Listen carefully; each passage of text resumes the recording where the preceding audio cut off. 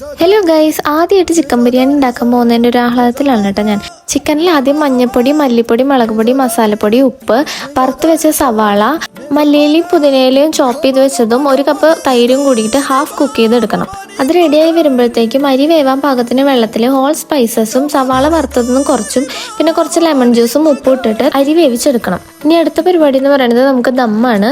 അപ്പോൾ ആദ്യം റെഡി ആയിട്ടുള്ള ചിക്കനിൽ നിന്ന് പകുതി മാറ്റി വെച്ചിട്ട് ബാക്കിയുള്ള പകുതിയിലേക്ക് നമുക്ക് മുകളിലേക്ക് കുറച്ച് ഫസ്റ്റ് ലെയറായിട്ട് റൈസ് വെച്ച് കൊടുക്കാം. പിന്നെ കുറച്ച് പുതിന ലീവ്സും മല്ലി ലീവ്സും സവാള ഇട്ടിട്ട് വീണ്ടും അതിന് മുകളിൽ ചിക്കൻ ഇടുക.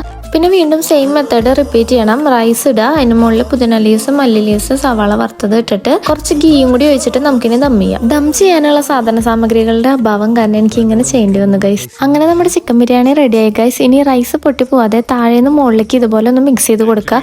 അതിൻ്റെ കൂടെ സവാള, തക്കാളി, പച്ചമുളക്, മല്ലിയില, തൈര് കൂടി ഒരു സാലഡും കൂടി ആയപ്പോൾ ബിരിയാണി ഗംഭീരമായി ഗൈസ്.